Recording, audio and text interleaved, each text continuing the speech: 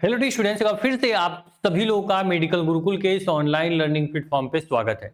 आज फाइनली हम बात करने वाले हैं जितने भी बच्चे या आप लोग जानते हो कि जीएनएम करते हो, बीएससी नर्सिंग करते हो, ऐसे बहुत सारे आपके पास अपॉर्चुनिटीज, अब बहुत सारे ऐसे चांसेस होते हैं एडमिशन लेने के जहां पे आप एडमिशन ले पाते हो और आपके बारे में उसके बारे में आपको इन्फॉर्मेशन नहीं होती है।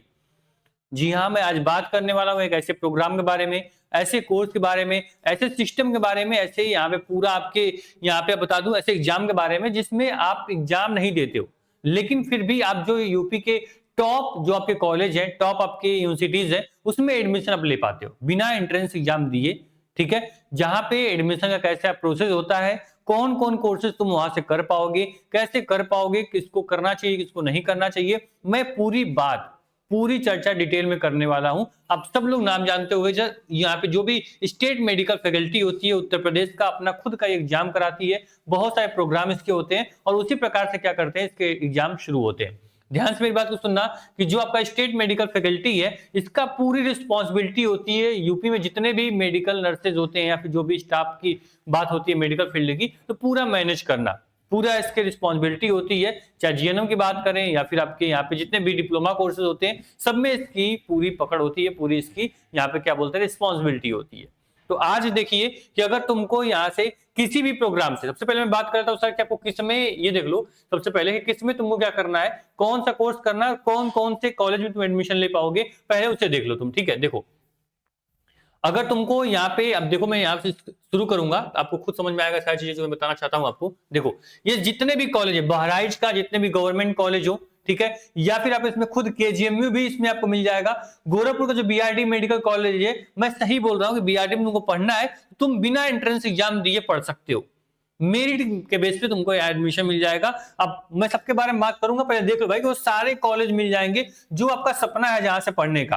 तुम वहां से बीएससी नर्सिंग कोर्स करना चाहोगे तो देना पड़ेगा कॉमन नर्सिंग एंट्रेंस टेस्ट, उसमें कंपटीशन बहुत ज्यादा होता है। जो बच्चा पढ़ने में बहुत तेज है, सही से पढ़ाई करता है, जिसके पास है क्षमता कि हाँ बीएससी नर्सिंग एंट्रेंस क्रैक करके इन गवर्नमेंट कॉलेज में आ सकता है, उसके लिए अच्छी बात है।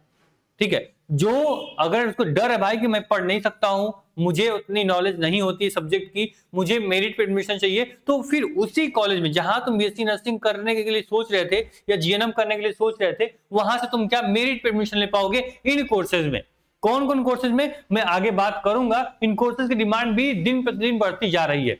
खुद मेरे नॉलेज में भी बहुत सारे ऐसे स्टूडेंट है जो ऑलरेडी इन डिप्लोमा कोर्सेज को कर रहे हैं। अभी बताऊंगा कौन कौन कोर्सेज हैं, पहले क्या कर लो इन सभी कॉलेज को देखो भाई, जीएसवी देख सकते हो यहाँ पे, ठीक है, कानपुर का टॉप मेडिकल कॉलेज। इसी प्रकार आप देखो यहाँ पे जितने भी आपके कॉलेज हैं, जितने भी आपके यहाँ पे लखनऊ के इंस्टीट्यूट हैं, जितने भी आप देखो यहाँ पे एमएलएन भी आपको मिल जाएगा, इलाहाबाद का जो यहाँ पे टॉप डिमांडिंग कॉलेज होता है। इसके बाद आपको उसमें जितने भी कॉलेज आप देखते हो यूपी में, उन सभी कॉलेज की पूरी लिस्ट मिल जाएगी जहां पे तुम मेरिट पे एडमिशन ले पाओगे। पहले चीजें क्लियर कर लो, मैं थोड़ी सी बातें को ऐसे बोलता हूँ कि आपको सुनने में समझने में थोड़ी सी मुश्किल होगी, क्योंकि मुझे क्या बताना होता है वो लास्ट में वहां पहुंचता हूं।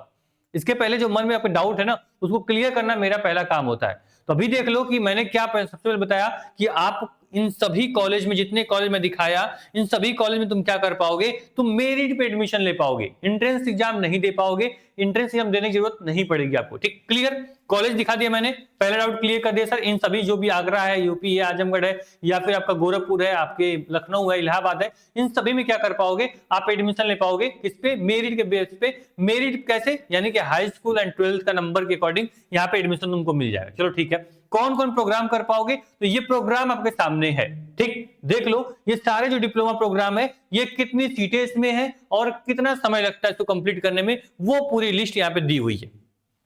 नहीं क्लियर हो रहा है, फिर मैं थोड़ा क्लियर कर दूं, फिर आगे मैं प्रोसेस और एलिजिबिलिटी की बात करूंगा। ये वन स्टॉप सॉल्यूशन वाली वीडियो है, इसमें सब कुछ बताऊंगा। इसको जानने के बाद फिर तुमको कुछ ऐसी चीजें नहीं होंगी कि तुमको जानने की जरूरत पड़ेगी। देखो यहाँ पे कि मान लो कि यहाँ पे आपका क्या हो गया, आपका ये क्या हो गया, ये आपका कोर्स हो गया। इस कोर्स में क्या होता है, मान लो डिप्लोमा इन ब्लड, यहाँ पे ट्रांसफ्यूजन आपको टेक्नीशियन बनना है, या फिर आपको डिप्लोमा इन यहाँ पे एथेंसिया, जानते हो भाई जो बेहोशी की सुन्न करने की दवा बोलते हैं वो एथेंसिया हो गई, इसमें अगर आपको टेक्नीशियन बनना है, या फिर जो भी बात कर लो यहाँ पे कार्डियोलॉजी टेक्नीशियन बनना है, या फिर सीटी स्कैन हो गया। ठीक है, इसके बाद आप देखोगे यहाँ पे जो भी बॉर्न बेबीज होते हैं उनके पे उनको ट्रीटमेंट करना है, फिर आपकी एमआरआई हो गया, लैब टेक्नीशियन हो गया, फिर आप देखोगे नीचे आओगे तो यहाँ पे आपको डिप्लोमा ही नहीं, यहाँ पे ऑप्टोमेट्री मिल जाएगी आपको, मतलब उस जितने भी डिप्लोमा कोर्सेज आप जानते हो, लैब से लेके यहाँ पे एक्सरे से लेके सीटी स्कैन हो गया, रेडियोथेरेपी हो गई या फिजियोथेरेपी हो गई, वो सारे के सारे प्रोग्राम डिप्लोमा जो होंगे वो आपको यहाँ पे क्या मेरिट के अकॉर्डिंग इसमें आप एडमिशन ले पाओगे। अगर किसी बच्चे को इसमें से कोई भी कोर्स करना हो, ठीक है, अब देख लो कि डिप्लोमा ही नहीं, आपको थेरेपी करना है, आपको एमआरआई, यहाँ पे टेक्नीशियन, जो भी प्रोग्राम देख रहे हो, यहाँ पे सीटी स्कैन हो गया, ठीक है, यहाँ पे प्लास्टिक सर्जरी हो गई, वो सारे के सारे प्रोग्राम, इतनी इसकी सीटें इसमें है और क्या ड्यूरेशन है दिया गया है। मैक्सिमम जो कोर्स होंगे वो 2 साल के होंगे। कुछ प्रोग्राम जो होंगे, जैसे मान लो कि यहाँ पे किसी बच्चे को यहाँ पे हॉस्पिटल रिकॉर्ड कीपिंग में रखना है, तो 1 साल का प्रोग्राम ये होगा। इस कोर्सेज को करने के बाद अब किसी भी हॉस्पिटल में, प्राइवेट सेक्टर में, गवर्नमेंट सेक्टर में वैकेंसीज आती हैं, तो आप क्या कर पाओगे, उसमें जॉब कर सकते हो। कोई चाहता है भाई कि मैं क्या करूं, मैं 2 साल 1 साल प्रैक्टिस कर लूं, उस पर्टिकुलर यहाँ पे ऑपरेशंस के पर्टिकुलर फील्ड का नॉलेज मैं ले लूं और फिर उसी फील्ड के रिगार्डिंग मुझे जॉब मिल जाए, तो एक बेस्ट ऑप्शन आपके लिए है। नहीं समझे बात को, फिर समझाता हूं। जैसे बीएससी नर्सिंग कर लिए, जीएनएम कर लिए, तुम क्या बन जाओगे, स्टाफ नर्स बन जाओगे, आप नर्सेज प्राइवेट सेक्टर में देखते होगे, वो बन जाओगे, ठीक है, नर्सेज वाला काम तुम करोगे। लेकिन अगर तुम यहाँ पे ये प्रोग्राम करते हो, तो जिस प्रोग्राम को तुम करोगे उस प्रोग्राम के फील्ड में तुमको क्या मिलेगा, तुमको काम मिलेगा, उसके अकॉर्डिंग तुमको सैलरी मिलेगी, उसके रिगार्डिंग तुमको आपको अलग अलग हॉस्पिटल में आपको मौका मिलेगा। जैसे मान लो कि कोई बच्चा ऐसा है जिसको कि मान लो कि 12th पास किए, तुम 12th पास कर लिए, तुमको अगर तुरंत जॉब चाहिए, भाई 1 साल 2 साल मैं कर लूं फिर मुझे जॉब मिल जाए, तो आपके लिए बेस्ट ऑप्शन है। जीएनएम करने जाओगे 3 साल करोगे, बीएससी नर्सिंग करोगे 4 साल करोगे, ये प्रोग्राम आपके 1 से 2 साल का प्रोग्राम है, करने बाद तुरंत जॉब मिल जाएगी और आप क्या कर पाओगे, एक अच्छा ऑप्शन अपने लाइफ में, अपने जो आपके रियल जो आपकी लाइफ है, जनरल लाइफ, उसमें ऐड कर पाओगे। तो ये नॉलेज है भाई, और इसका बहुत स्कोप है। कोई बच्चा सीटी स्कैन टेक्नीशियन बन जाता है, जितने भी सीटी स्कैन जहां होते हैं वहां तुमको जॉब मिलने की अपॉर्चुनिटीज मिल जाती है, ठीक। ये पूरा प्रोग्राम का ड्यूरेशन, ये आपका कोर्स, इतना क्लियर हो गया। अब देखो इसमें एडमिशन कैसे होगा, कौन कौन कर सकता है, सबसे पहले वो मैं क्लियर कर दूं, फिर क्या होगी आपको सारी चीजें बताएंगे मैं, ठीक। देखो पहला क्या होगा, पहले मैं बात करता हूं सर आप लोग के यहाँ पे, ये वेटेज हो गया, वेटेज छोड़ते हैं, ठीक। अभी देखो, अब देखो जो बच्चा यहाँ पे यूपी बोर्ड से, जो बच्चा यहां से यूपी में किसी भी इंस्टीट्यूट से क्या किया होगा, 12th पास आउट हो, तो वो क्या कर पाएगा, आप यहां से इस कोर्स को भर पाओगे। देखो क्लियर लिखा गया है कि माध्यमिक शिक्षा परिषद यानी किसी भी बोर्ड से आप हो, आपका क्या होना चाहिए, भौतिक विज्ञान, रसायन विज्ञान एवं जीव विज्ञान या गणित डिपार्टमेंट से हो, तो क्या कर पाओगे आप लोग यहाँ पे फॉर्म ये भर पाओगे। याद रखना आपका कोई भी बैक या फिर फेल ऐसा कुछ किसी पेपर में लिखना नहीं होता है, पेपर पूरी तरह से पास हो तभी जाके इस फॉर्म को तुम क्या कर पाओगे, तुम भर पाओगे। इसके बाद ध्यान देना सर, जो बच्चा यूपी में पढ़ा हुआ है, यूपी के किसी भी इंस्टीट्यूट में पढ़े हुआ किसी बोर्ड से, तो क्या करोगे आप लोगों को, क्या करना पड़ेगा आपको, कोई भी निवास, यानी यूपी बोर्ड से पढ़े हो तो कोई भी निवास की जरूरत नहीं है, लेकिन अगर किसी अदर इंस्टीट्यूट से पढ़े हो या यूपी के बाहर पढ़े हो, निवासी यूपी के हो, तो क्या कर पाओगे, आप निवास बनाना पड़ेगा, उसके बाद आप इस फॉर्म को भर पाओगे। क्लियर। इसमें जो आपका लाइन है, ये पैराग्राफ है, आपको यही बोलता है, इससे क्लियर हो बच्चा जो मूल निवासी हो यूपी का वही इस फॉर्म को भर पाएगा। लेकिन इसमें शर्तें ये है कि बच्चा अगर यूपी का निवासी है लेकिन यूपी से अपना हाई स्कूल या 12th नहीं किया है, तो उसको निवास जरूरी होगा, निवास प्रमाण पत्र बनवा लेना। और जो बच्चा यूपी का है, यूपी में पढ़ा है, उसको निवास प्रमाण पत्र की जरूरत नहीं पड़ेगी, ठीक। ये क्लियर इन्होंने बताया।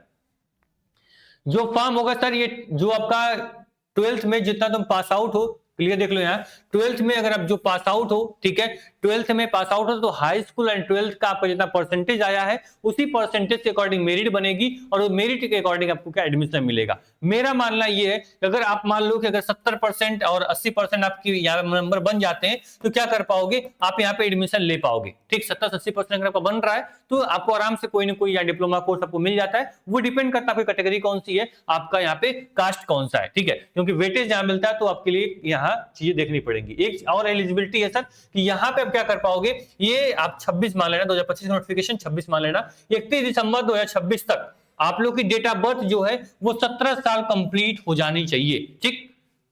समझ में बात, अभी 2026 की नोटिफिकेशन नहीं आई है इसलिए यहाँ 2025 लिखा हुआ है। 26 नोटिफिकेशन में आपको ये क्लियर हो जाएगा कि 31 दिसंबर 2026 तक आप 17 साल के अगर हो जाओगे तो इस फॉर्म को फिल कर लेना, अगर नहीं हो पाओगे फॉर्म को फिल मत करना। क्योंकि मिनिमम एज जो है वो 17 है, मैक्सिमम एज कोई नहीं रखी गई है। इसको आप यहाँ पे देख सकते हो, ठीक है। बाकी क्या करना है, बाकी आपके लिए सारी इंफॉर्मेशन जो है मैंने बता दी है। सर इसका फॉर्म जो आता है वो कब आता है बता दूं। इसका फॉर्म जो आएगा सर, ये लगभग ये मान लो कि अप्रैल महीने तक इसका फॉर्म आएगा। जैसे ही आएगा मैं आपको इन्फॉर्म करूंगा, इसके लेके बिल्कुल डाउट मन में मत रखना, ठीक है। जो आपकी यहाँ पे काउंसलिंग होती है, ये मान लेना मई जून में आपकी क्या हुई काउंसलिंग होगी, यानी आपको यहाँ पे ऑनलाइन आपकी मेरिट देखी जाएगी, आपको यहाँ पे सीट मिलेगी, तो वो बात का प्रोसेस है। पहली बात समझ लेना, अगर इन डिप्लोमा कोर्स में तुमको करना है तो मेरिट पे एडमिशन ले सकते हो उन टॉप गवर्नमेंट कॉलेज में जो भी यूपी में गवर्नमेंट कॉलेज होते हैं।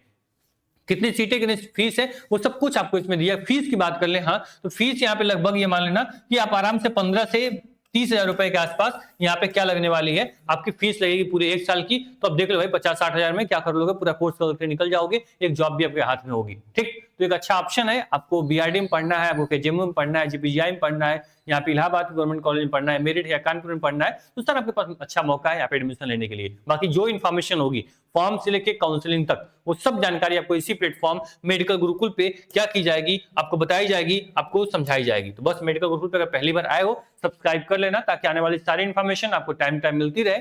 जैसे ही यहाँ पे Uttar Pradesh staff medical faculty का कोई भी फॉर्म आता है, नोटिफिकेशन आती है, यहाँ पे आपको इन्फॉर्म किया जाएगा, ठीक है।